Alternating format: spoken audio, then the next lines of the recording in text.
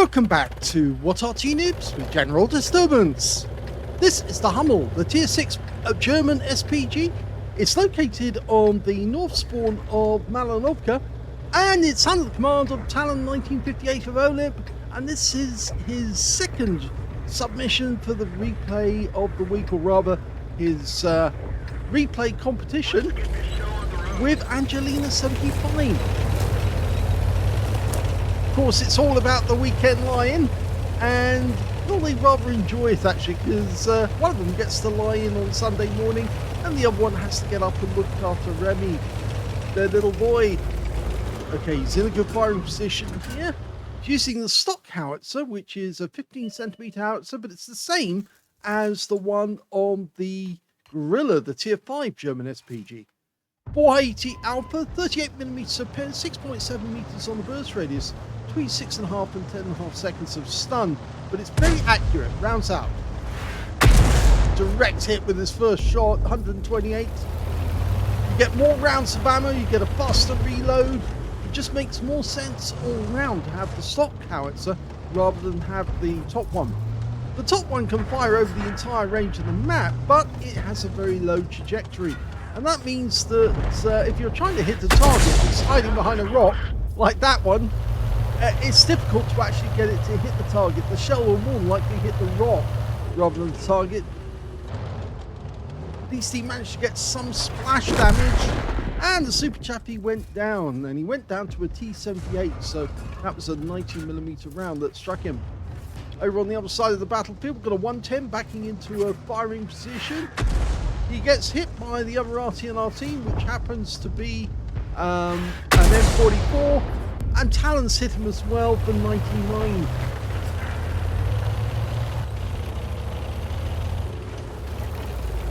Now the hull is basically a combination of a Mark III and a Mark IV German tank. The running gear of the Mark III, the hull of a Mark IV, another hit. 186. He's racking up the damage. Now he did knock the tree over, but he's not going to stay there, and if the enemy did see that tree getting knocked over, they might focus on that, but he's not going to be there. There's also an enemy tank right up on top of the hill now. We're looking at the Caro P88. See if we can get an accurate hit on him. Rounds out, looks good. Another direct hit. In fact, he's not the only one who got a shot there. He actually got some stun assist off that one as well.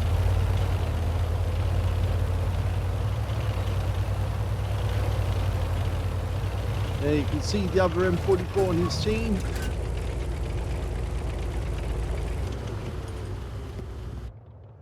Still focusing on that Caro. Can't see him at the moment, but we can guess he's still there. You can mark the ground. Normally that's a good trick to actually tell you where you last saw him and where you expect to see him. It's also telling your teammates what you're looking at.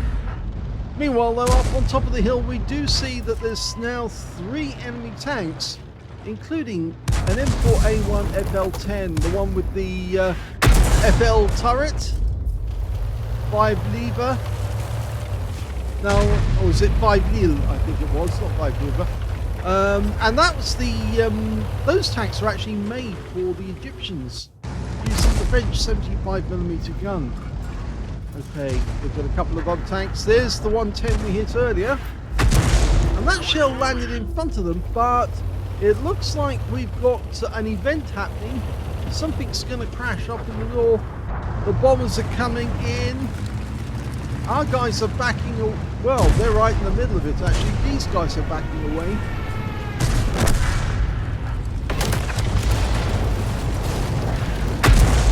And another hit, this time on the Chrysler.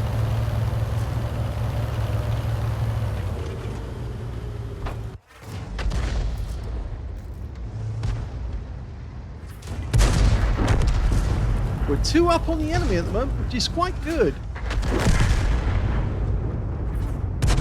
Rounds out. Direct hit again. 211, he's racking up the damage.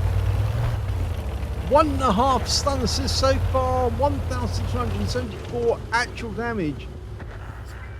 And remember, he does have some shots in there where he might have actually, so I don't remember him doing any blind shots, but he might actually have a higher damage overall. Whoa, Caro goes down at last. So that's his first kill of the game. There are now 5 up on the enemy, and the enemy has 2 Artys in this game. But it's looking very much like it's going their way. So he'll have to get closer to the enemy to shorten the reload time. Plus, of course, this in the stock configuration does have a short range, which means that you have to get closer to the enemy when the enemy start retreating into their own area. You can see you can still reach that AMX 1375.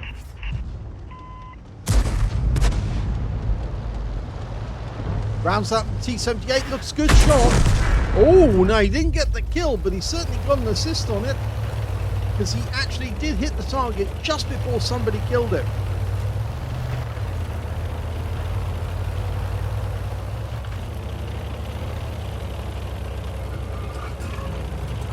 Two marks of excellence, soon be 3. He keeps racking up the damage like this. He's getting very close to the enemy cap area, and he's found one of the enemy Arty, the MX-13F3, but he goes down before the shell arrives. So we're now looking around for another target. There's only 2 enemy left now, an M44 and an AMX-1375. The 1375 just got killed by our Skoda T17, and this should be close enough for us to hit that corner where the last enemy is. Where's that M44? He must be up in the corner somewhere. We're looking in that general direction. He's probably behind one of the fallen trees. There he is. And we do fire the shell. Oh, it landed very close to the wreck.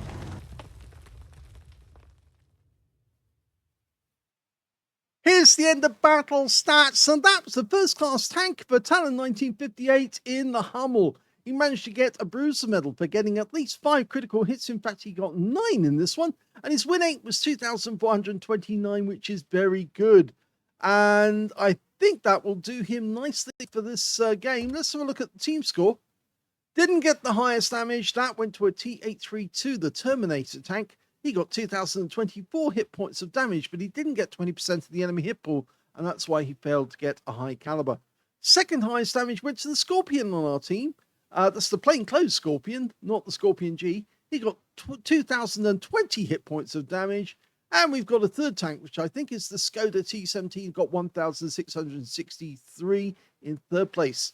Talon got 1,493 hit points of damage, which is higher than every member, any of the members, I should say, on the enemy team, because the best they could do was their Chrysler Grand Final, who managed 1,480. When it came to kills, we can see that the highest number is 2, and that was shared by 4 players in the end. The Skoda, the 7032, and the Vipera on our team, and on the enemy team, their T43 managed 2 kills. In fact, only 5 players on the enemy team actually managed to get kills at all in that game. Talon only got the 1 kill, but when it came to base XP, he's actually a lot closer to the top because he did a lot of stun assists in that game, and the top scorer was the 7032, who managed 889, and Talon just behind him with 865, with in third place the Skoda, who got a Confederate and 816 alongside the T832. He fired only 12 rounds in the game, got 8 direct hits on the enemy and 16 penetration. You can see how accurate Talon is. He really lets it dial in before he fires to make sure that he gets an accurate shot. And it does work, actually. It really is effective. You'd be surprised the number of people who fire early and then obviously they suffer from a little deviation at the other end. 1,493 hit points, all of it at more than 300 meters. Damage 7 of the enemy, kill 1. I did 1,637 hit points of stun assist off 11 stuns, and that's where he got the first class tanker. On a premium count, he actually made 128,312 credits in that game, and that includes an 80,000 mission completion bonus. And he also took away 2,595 experience points altogether. So, yes, that was a good result. And if we check it against his previous best result, which of course was the GW Panther game, And in that one, he managed to get a second class in a bruiser and 3,300 win 8. So this game is definitely better. This is the new high score, a first class and a bruiser, and the win 8 of 2,429. So Angelina's now got to try and beat this score, get an ace tanker or a first class bruiser and a medal, or another combination that might actually get her the win. Preferably a first class bruiser and a medal, but Angelina can do that. She knows how to do it, because of course it's all about hitting as many enemies as you can so that you can get that Confederate. Hope you enjoyed that replay. If you did, please give this video a like, do subscribe to our channel, leave a little comment down below because it feeds the algorithm, and thank you for watching.